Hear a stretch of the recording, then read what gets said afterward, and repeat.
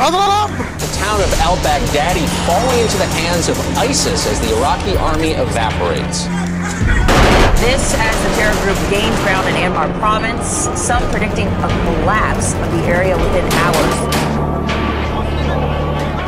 Thousands of civilians, religious minorities fleeing an onslaught of violence. We watch horrific images of Christians being beheaded, slaughtered, their throats slit.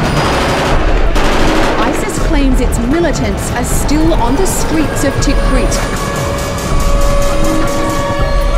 ISIS are crucifying a man in Syria. They hit Christians especially. We don't know why.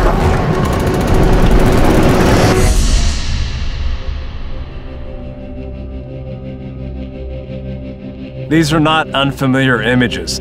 We hear about violence against Christians in other parts of the world, especially countries like Iraq. And Jesus warned us that this would happen. If they persecuted me, he said, they will also persecute you. When the N gets painted on your house in Mosul, then you're marked. N stands for the word Nasara. It's the Arabic word meaning Nazarene. It's the way Christians are identified in the Quran. So ISIS was using this to mark the Christians, to drive them out of Mosul. They took over our town. They wrote none for Nasrani over my house and my store as a sign that we are Christians.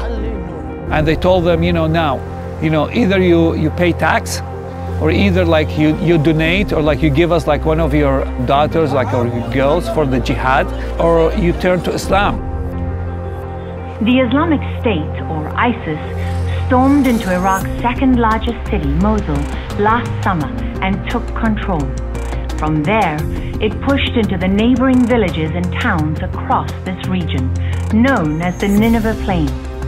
Okay, when the Christians were driven out, and this is tens of thousands of people, it's 100 degrees, they begin this journey with nothing but the clothes on their back. They've lost all their possessions, all their money, and they're walking. Thousands of them are everywhere. People were laying down in the streets. They were longing for a roof just to stay under it, for food, to eat and to water to drink, because they had no money, nothing.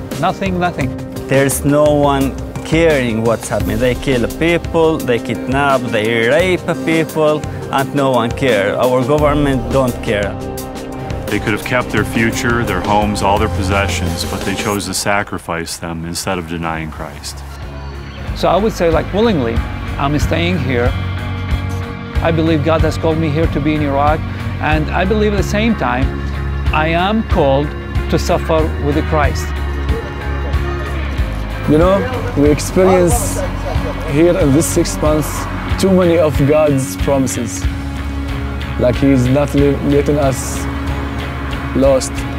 He's not gonna let us be hungry or in need.